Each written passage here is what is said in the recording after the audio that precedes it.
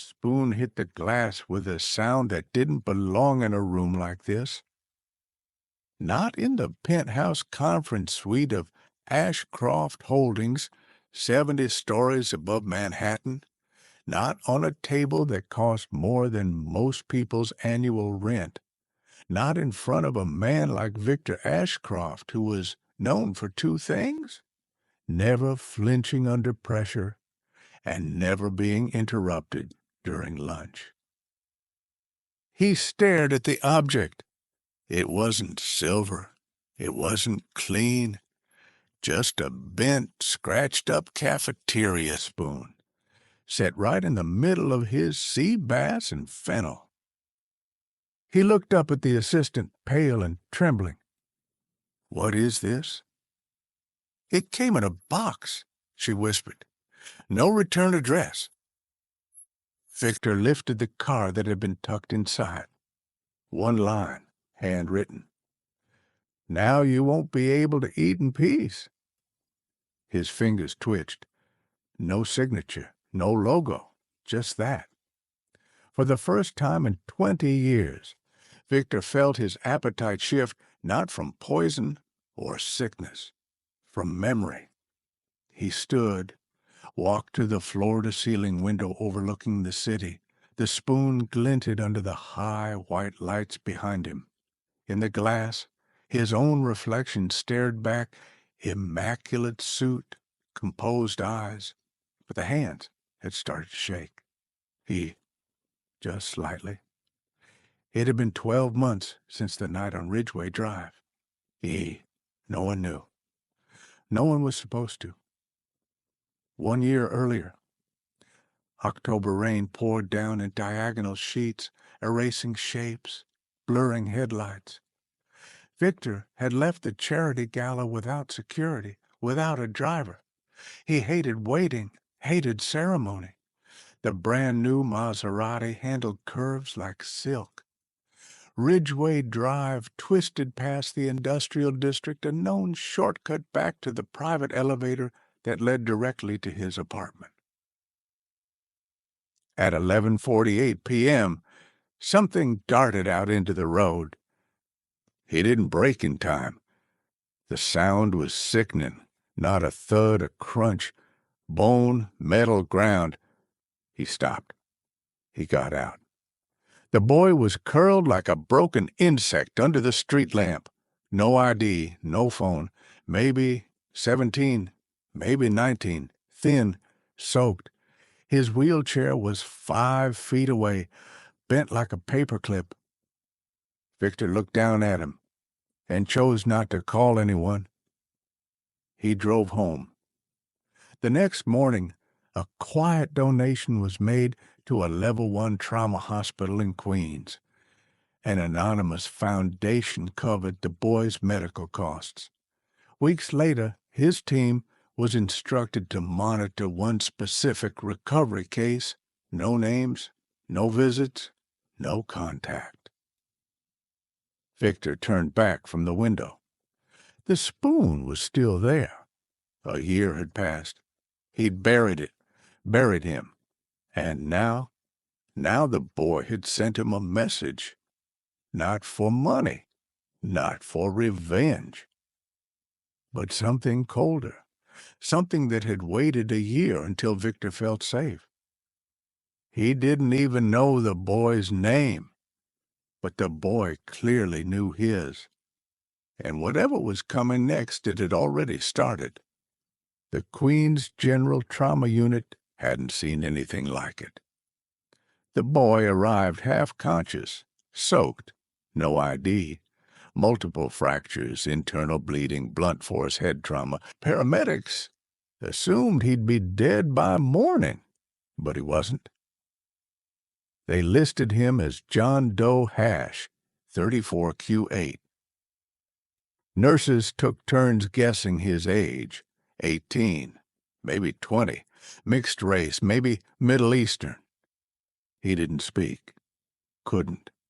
Tracheotomy, brain swelling, hands trembling in ways that made even seasoned staff avert their eyes.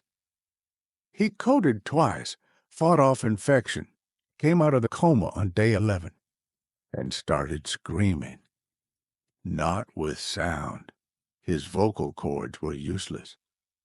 But his eyes, those screamed every time someone touched him, every time he couldn't move his legs, every time he saw his reflection and didn't recognize the body it was trapped in. His name was Amin Malik. Born in Newark, his mother, Layla Malik, died when he was 12. No father on record, no siblings, foster system dropout, GED program, lived in a group home and worked at a local bike shop until the accident. There was no police report, no witness, no camera footage, at least not anymore. The nurses filed it away as another street hit, an untraceable tragedy, like too many in the city. But Amin remembered everything. Not the face, but the car, the sound it made, the shape of the grille, the crack across the left headlight. He dreamed of it over and over. And each time he woke up in the rehab ward, unable to speak, unable to move without screaming pain, he drew it again, over and over. The Maserati emblem. At first, it was all he could do, draw the shape in the margins of old pamphlets, one line, then another, with a marker taped to his hand. Then came the rest. Learning to talk again wasn't noble. It was humiliating. First came the slurred consonants, then the choking, then the crooked vowels that made grown therapists cry with frustration. He didn't want pity. He wanted clarity. He wanted control. And most of all, he wanted to walk. When he stood for the first time leaning on parallel bars in a half-lit gym, smelling of bleach and sadness, his legs buckled instantly. But he didn't fall. A nurse grabbed him. Her name was Jasmine, and she was the first person to call him by name without flinching. "You don't have to fight everyone, Amin," she said once. He looked at her for a long time, then scrawled slowly on his notepad. Just one. Back in the present, Victor Ashcroft sat in his private office, the spoon locked in a drawer. He had called no one, but he had pulled up a file, one his assistant didn't know existed. M-Case 11, Ridgeway Drive. Timestamp, October 14th, 11:48 p.m. Asset, Maserati, 2021. Blue. Damage, concealed. Repair log, wiped. Cost, negligible. Survivor status, unknown. Monitored. Victor stared at the last word, unknown. But not anymore. He stood, and for the first time in a year, he felt hunted. The rehabilitation center sat 2 blocks from the Queens Long Island border, behind a cracked stucco church and a shuttered pawn shop. Most of its patients never had insurance. Some never had names. But they had routines. Amin did too. Every morning at 7:15, he was wheeled into the therapy room by Jasmine, always with a quiet, ready, and a nod. The lights were dim until the sun rose through the windows. The walls were lined with uneven bars, mats, foam steps, and stacks of towels folded by volunteers. This was not the place where athletes train. It was the place where people return to their bodies, inch by inch, breath by broken breath. Amin sat in silence as Jasmine unstrapped his leg braces. He had made progress. He could now stand on his own for 40 seconds. He could walk 5 feet if someone steadied his hips. He could say 6 complete words in a row before the scar tissue in his throat tightened. But that morning, as Jasmine handed him a notepad, he didn't write. Instead, he took a slow, difficult breath and whispered, "Try, floor." She looked at him. "You sure?" He nodded. The floor meant no bars, no padding, just balance and gravity. He hadn't tried it since falling 3 weeks earlier and cracking his chin. Jasmine knelt beside him, one hand lightly on his shoulder. "Hey." Amin slid from the chair onto the mat. He closed his eyes, palms to the vinyl surface, and slowly, trembling, began to push upward. His body screamed. His right arm shook uncontrollably. His left knee refused to lock. Pain lanced up his spine like a metal rod. His breath caught, and for one terrifying second the lights above him blurred. But he didn't stop. He leaned forward, shifted weight, adjusted again. Then slowly, without being lifted, he rose to his feet. Fully. Upright. Sweat poured down his neck. Every part of him trembled, but he stood. Jasmine's voice broke. "That's it," she whispered. "That's standing." His throat burned, but he answered hoarsely, "Still here." She helped him sit again. As she adjusted the strap around his ankle, she asked softly, "What's this really about, Amin?" He turned his head and stared at the window. Outside, the street bustled with taxis and food carts, but in the glass he saw not the traffic, only his own reflection. And behind that reflection, all was in his memory, the moment of silence after the hit, not the impact, but the pause, when someone had made a choice to drive away. He looked down at his hands. One of them was still curled slightly, fingers stiff. Then he looked back at Jasmine. His voice, though rough, was steady. "I need to walk," he said. "Not for me, for truth." She didn't ask what he meant. Some truths didn't need clarification. After therapy, he returned to the small room he shared with another patient. On his mattress lay a padded shipping box. Inside it, the spoon, polished now. A copy of the medical bill the hospital had covered anonymously. And a photo he had printed from an article, laminated and creased from being carried too long. Victor Ashcroft, keynote speaker at the Global Ethics in Business Forum. The date was next month. Amin sat in silence, tracing the curve of the spoon with one finger. He had learned to speak again. Soon someone else would have to. Victor Ashcroft did not like surprises, but he tolerated them when they came with price tags and guarantees. That morning, as he entered the private elevator to the 71st floor of the Ashcroft International Building, his executive assistant, Lydia, was already waiting with a folder in her arms. "Background on the boy," she said, without being asked. "Minimal digital presence. Recovered GED records. Group home in Newark. Mother, Layla Malik. Died 2004. No known father. The usual trail ends there." Victor took the file and flipped through the pages. Photos, medical documents, a scanned sketch of the Maserati grill. His jaw tightened. "Yeah. Anything unusual?" Lydia hesitated. "Yes.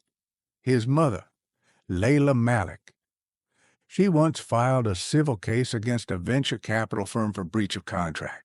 It was dropped in 2003, buried, sealed. He stopped turning pages. What firm? She met his eyes. Red Hill Capital, one of yours.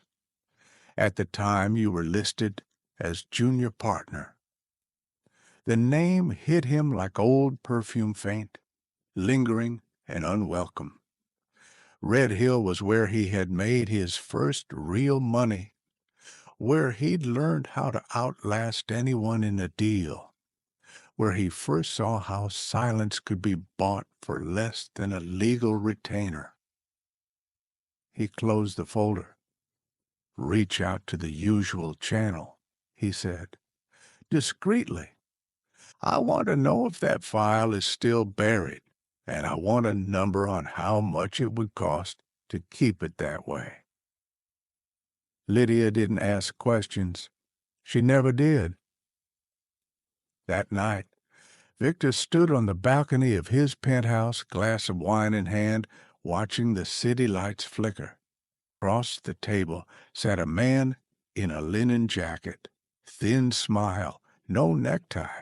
His name was Miles Caro, a crisis specialist. Victor didn't waste time.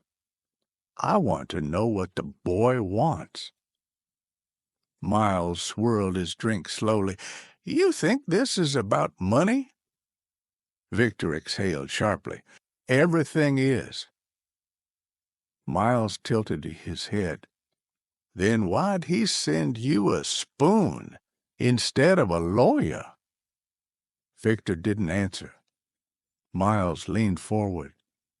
I've seen people come after you for greed, revenge, fame, but this kid, he's playing a longer game. You're not dealing with someone who wants to ruin you. You're dealing with someone who wants you to speak. Victor's tone went cold. I don't owe him words. No, Miles said. You owe him a voice, because you took his. The silence between them stretched like glass, unbroken, but thin. Back at the rehab center, Amin sat in front of a mirror, practicing syllables. Viva, v. His jaw clenched, his tongue stuck. Victor. He said it again, and again, until it came like a whisper wrapped in sandpaper. Jasmine stood behind him, holding a flyer. She placed it on the table next to his hand.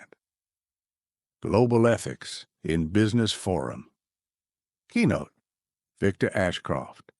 Live broadcast, 7 p.m. next Thursday. Amin picked up the flyer and stared at the photo. Sharp suit, calm eyes, perfectly still hands. Then he wrote one word beneath it in thick marker. Return. And circled the date. Victor had taken something, and now he would have to give something back. Not in court, not in secret, but in the one place Victor had never been forced to speak without control. In front of everyone. The elevator at the conference venue moved like liquid, smooth, silent, and glass-walled. Amin hated it. It reminded him of hospital beds, of floating without power, of time stretching thin. He stood beside Jasmine, gripping the metal railing. No wheelchair, no braces, just a slim cane in one hand and stubborn breath in his chest. Every step hurt. But he took them. They had arrived early, too early. The event wouldn't start for another 4 hours, but Jasmine had arranged for early access. Her cousin worked security. No one asked questions. No one noticed the boy with the dark eyes and a slight limp walking through side corridors with the confidence of a staff member. In the mirror of the private restroom, Amin adjusted the collar of his black shirt. No tie. He couldn't stand anything tight around his throat. The scars were still visible. He touched one not gently, not with self-pity, but with precision. He needed to feel it. His voice had improved. He could speak short sentences now. The rasp never went away, but the syllables had stopped wobbling. Practice and pain. That's what it cost. And he had paid it. Meanwhile, Victor sat backstage in a private dressing room with 3 handlers adjusting his mic and suit. He hadn't touched the complimentary champagne. He barely looked up when Lydia handed him the updated security map. "There's an unexpected credential added to your list of approved green room visitors," she said. He glanced, froze. A name. J. Malik. He looked up sharply. "Who?" Lydia blinked. "He's listed as media support. Assigned late. I can have him pulled." Victor didn't answer. His pulse had spiked. He stood, walked to the mirror, and stared at himself. The tie, the perfect knot, the crisp lapel, everything where it should be. But the boy had found a way in. Victor swallowed. "I want 2 guards near the main doors. No disruptions. No unplanned access to the stage." Lydia nodded. Already in place. But even she noticed his voice lacked its usual steel. Back in the hallway outside the venue, Amin sat alone on a bench, watching the crew run cables. His breathing was measured. His hands lay still. The cane rested beside him. In his jacket pocket was a folded page. His speech, 34 words. He would not shout. He would not accuse. He would do what Victor could never imagine. He would speak quietly, clearly, publicly. And when he did, everyone would hear what Victor had spent 20 years hiding. And no one, especially Victor, would ever eat in peace again. By 6:58 p.m., the ballroom of the Empire International Hotel was packed. Crystal chandeliers gleamed overhead, cameras framed the stage, and murmurs drifted like mist among executives, journalists, and NGO delegates. Victor Ashcroft stood behind the velvet curtain, his notes in hand. He wasn't reading them. He already knew what he would say. A polished speech about ethical growth, sustainable investment, and the moral responsibilities of the modern magnate. Words that felt safe, predictable, sterile. But tonight, nothing was sterile. Behind his rib cage, something pulsed harder than normal. Not fear, not guilt. Something worse. Loss of control. The MC's voice echoed. "Please welcome our keynote speaker, Mr. Victor Ashcroft." Polite applause. The lights shifted. He stepped out. The stage swallowed him. From his seat in the 3rd row, Amin watched Victor's every move. The cane rested against his knee. Jasmine sat beside him, hands clenched under the table. Victor took the podium, straightened his jacket, and spoke. For the first few minutes, it went exactly as expected. Measured tone, confident stance, sentences sculpted to please headlines.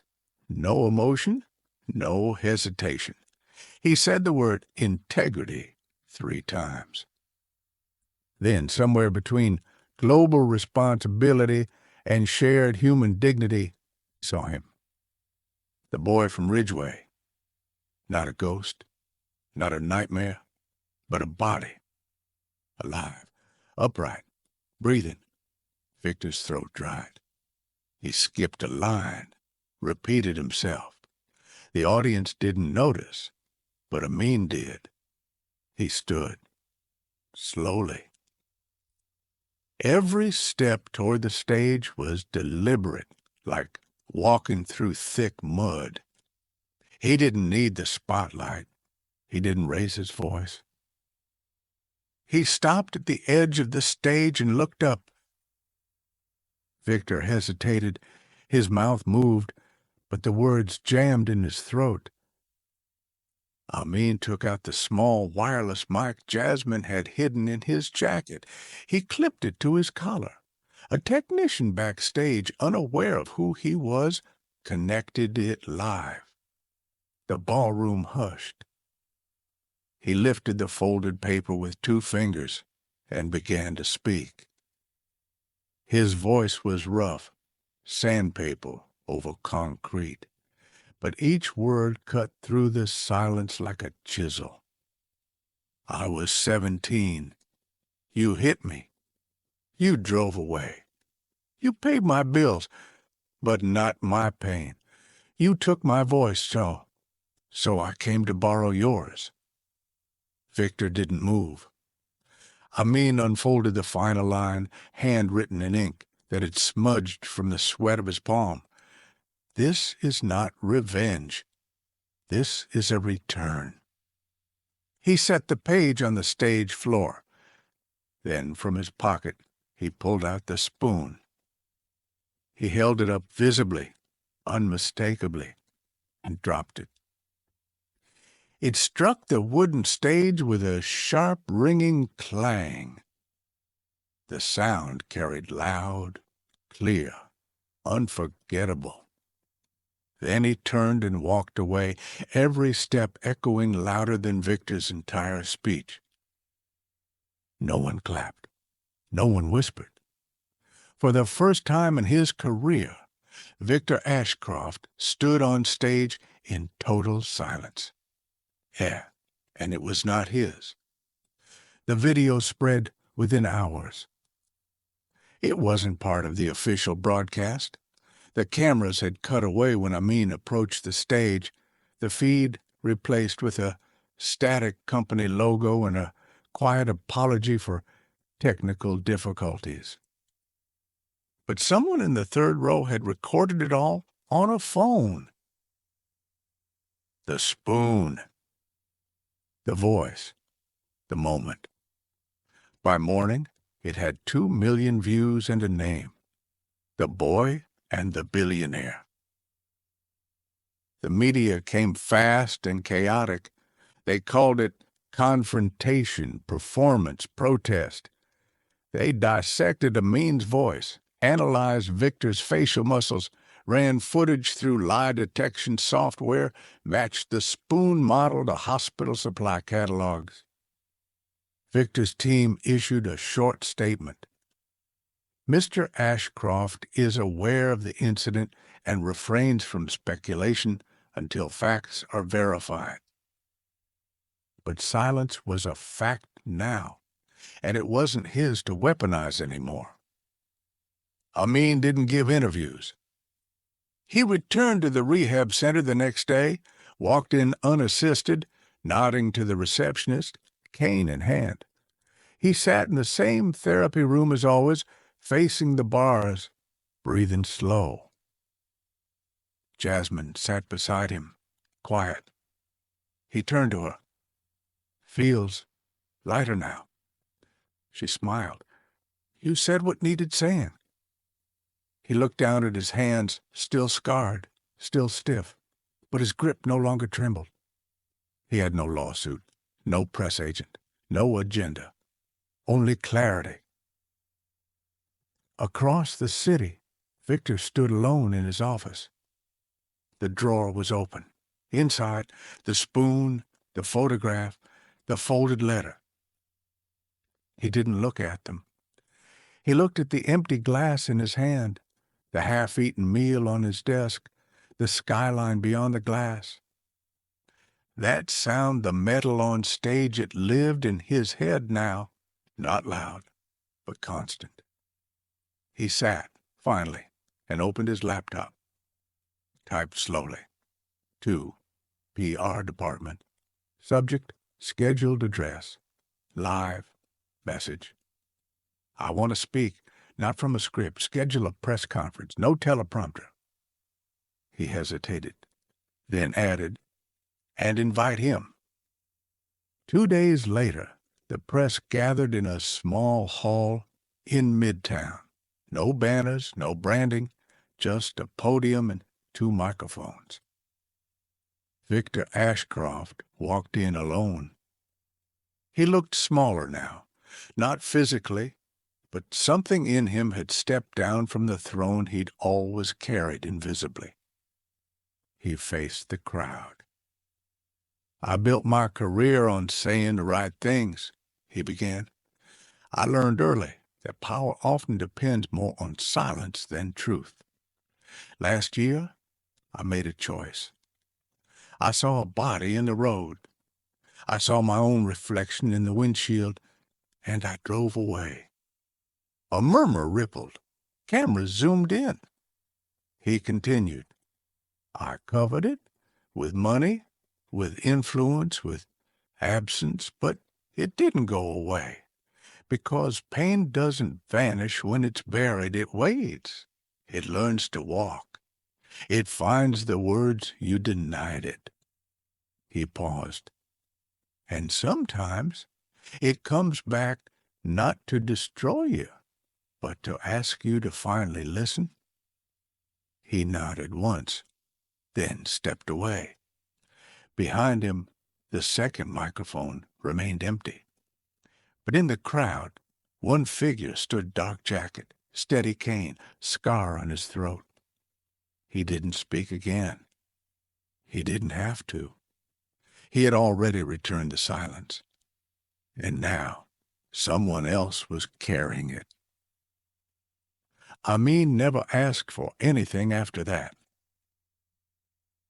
He moved out of the rehab center 6 weeks later and into a quiet apartment near Flushing, paid for by a modest grant that came from a nonprofit he hadn't applied to. It covered only the basics, a bed, a desk, a window that opened, but he didn't want more. He spent mornings walking small blocks with his cane, then afternoons learning sound editing from free software and community courses. He recorded city noises, car horns, subway brakes, birds on telephone wires. He said it helped him remember that he had survived. Jasmine visited on Sundays. She brought bread, stories, silence when needed. Once she asked if he forgave Victor. He didn't write a word. He only looked out the window and said, "That's not what this was about."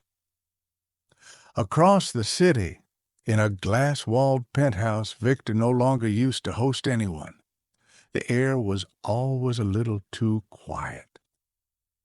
He had stepped down from his board seats. His name faded from headlines. No charges, no lawsuits, no staged apologies. Just absence. But absence wasn't peace. In a back corridor of his home, beyond the wine cellar and the private elevator, there was a narrow hallway with no portraits, no awards, just a single glass case. Inside it sat a spoon, bent, scratched, unframed. Below it, a plaque. He gave it back, so I could remember what I chose to forget. Victor never spoke of it. He never touched it, but he also never removed it. And that, perhaps, was the closest he ever came to telling the truth. What would you do if someone stole your voice and then tried to pay for your silence? Share your thoughts in the comments. Your story might be the voice someone else needs to hear.